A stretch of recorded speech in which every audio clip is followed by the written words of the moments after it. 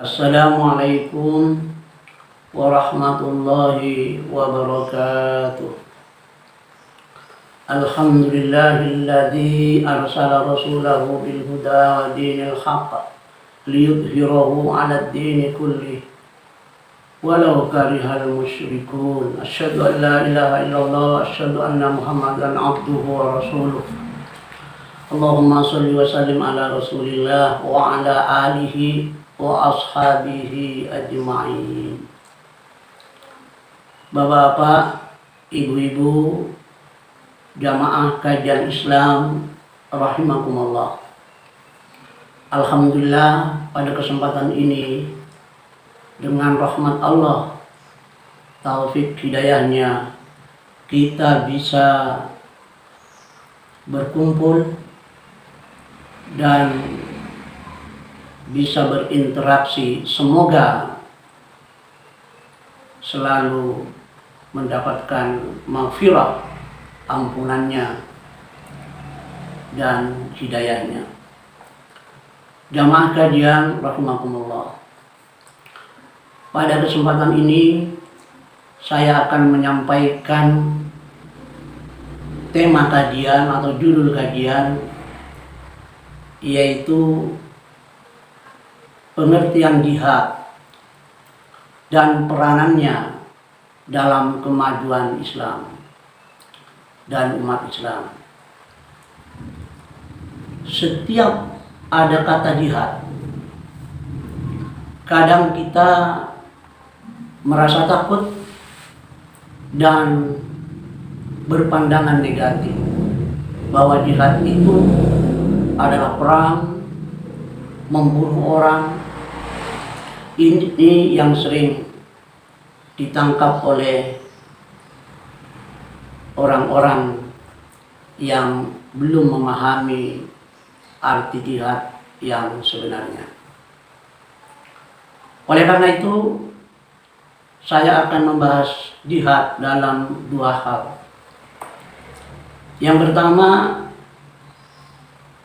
jihad itu artinya berasal dari kata bahasa Arab, dari al-fi'lul madi, kata kerja lampau, jahada yujahidu jihadan fahuwa mujahidun, yang artinya jihad itu bisa bermakna yang pertama berperang, jihad fi sabilillah. Sinonimnya, persamaan katanya sama dengan qatala yuqatilu qitalan fahuwa muqatilun, yaitu berperang. Jihad fi sabilillah itu bermakna secara khusus adalah berperang. Berperang melawan musuh yang menyerang. Itu jihad fisik, angkat senjata. Dalam hal ini, di dalam Al-Quran surah At-Taubah ayat 36, Allah menyuruh kita, umat Islam, waqatilul musyrikina kafah, dan perangilah orang-orang atau kaum musyrik itu semuanya, kafah. Kama yuqatilunakum kafah, sebagaimana mereka juga melakukan penyerangan total kepadamu, umat Islam. Kemudian di dalam surah At-Taubah ayat 73, secara khusus Nabi diperintah oleh Allah untuk berperang dengan kata-kata jihad, yaitu ya ayuhan nabi, wahai nabi, jahidil kuffar wal munafikin, perangilah, berjihadlah lewat angkat senjata terhadap orang-orang kafir dan orang-orang musyrik waghlud alaihim, dan bersikap keraslah. Kemudian di dalam Al-Quran juga surah At-Taubah 41, infiru khifafan, pergilah berperang dalam keadaan merasa ringan, wa thiqalan, atau merasa berat. Wajahidu bi amwalikum wa anfusikum fi sabilillah, dan berjihadlah, berperanglah dengan modal hartamu dan jiwamu fi sabilillah, di jalan Islam, di jalan Allah. Perlu diketahui, perintah berjihad ini adalah ketika umat Islam itu diserang oleh orang kafir musyrik.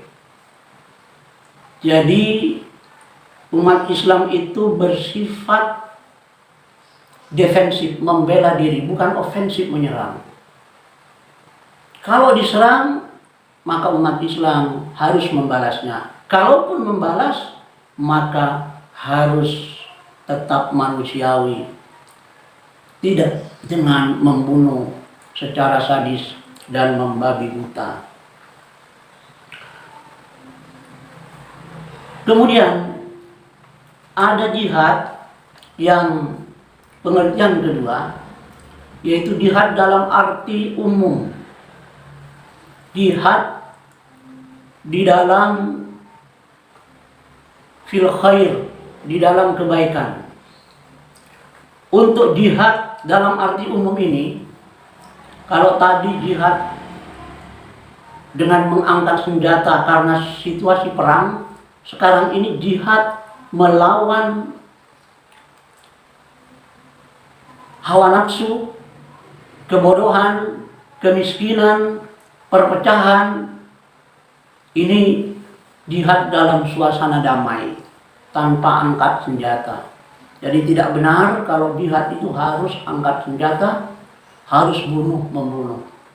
Tapi dalam suasana damai seperti di Indonesia, kita jihad melawan kebodohan, kemiskinan, kemudian konflik, perpecahan. Ini termasuk juga dalam suasana bulan Ramadan ini, jihad melawan hawa nafsu. Dan tujuan jihad itu sebenarnya adalah menurut sabda Nabi, hadis riwayat Imam Al-Bukhari dan Muslim. Nabi bersabda, "Man qatala," siapa yang berperang, berjihad, litakuna kalimatullahi hiyal ulya, untuk meninggikan, memuliakan kalimat Allah, yaitu agama Islam, agama Allah, fahuwa fi sabilillah. Itulah yang dinamakan fi sabilillah. Jadi bukan karena niat keberanian, bukan hanya nasionalisme untuk berperang, kesukuan, bukan hanya karena kebencian, tapi tujuan dari jihad fisabilillah adalah untuk menegakkan, memuliakan agama Islam dan tentu umat Islam. Dan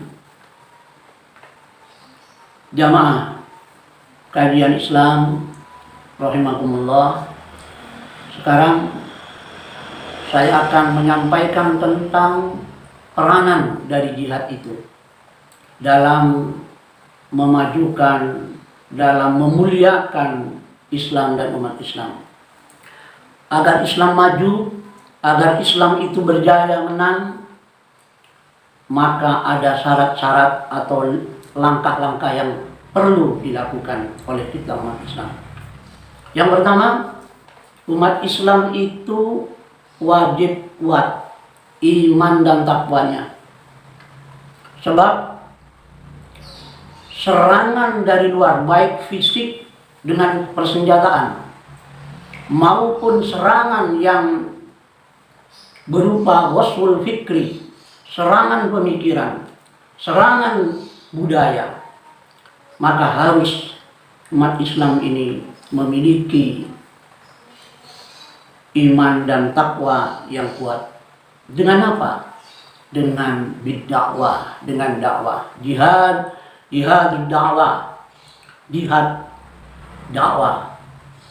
Jihad dengan tabligh. Ini yang perlu dilakukan untuk menghadapi ghazwul fikri, termasuk menghadapi serangan pemurtatan di dalam Al-Quran surah Al-Baqarah ayat 217. Yang kedua, umat Islam itu harus selalu rajin zikrullah, artinya taat beribadah kepada Allah dan selalu menciptakan hubungan baik dengan Allah lewat zikir, lewat ibadah maupun lewat doa. Sebagaimana dalam Al-Quran surah Al-Anfal 45, wadhkurullaha katsiran la'allakum tuflihun.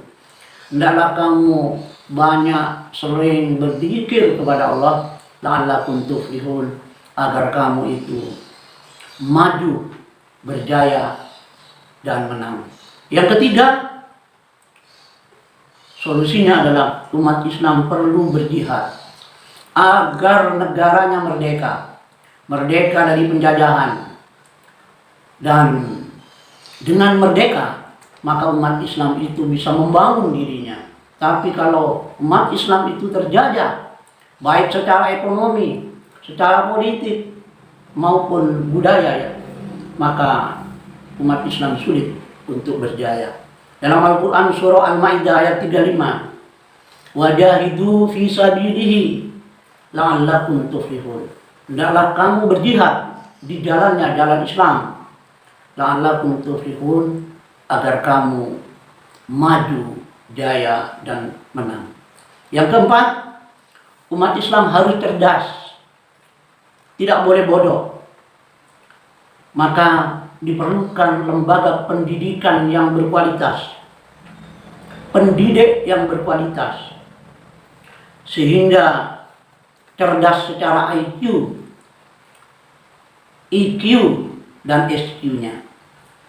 Kalau umat Islam memiliki ketiga kecerdasan tadi, insya Allah umat Islam akan maju dan Islam akan jaya. Dan yang terakhir adalah umat Islam harus bersatu, mengokohkan ukhuwah Islamiyah.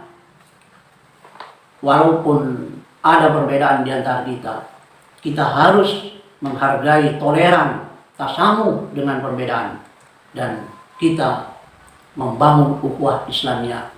Tidak boleh kita mau diadu domba yang menyebabkan umat Islam itu tidak akan maju, tidak akan jaya, selalu konflik, dan pada akhirnya umat Islam itu akan menderita. Semoga apa yang saya sampaikan tentang jihad ini ada manfaatnya kepada kita. Sekali lagi, mari kita berjihad ketika ada penjajahan, ada serangan dari luar. Kita tidak boleh mundur. Jihad, angkat senjata, walaupun kita harus mati syahid, mati mulia. Tapi dalam kondisi damai, mari kita berlomba fastabiqul khairat dalam dunia pendidikan, dalam sosial, pun juga dalam politik, kemudian dalam kegiatan yang lain yang bermanfaat bagi umat Islam khususnya dan bagi NKRI yang kita cintai pada umumnya. Semoga ada guna dan manfaatnya. Assalamualaikum warahmatullahi wabarakatuh.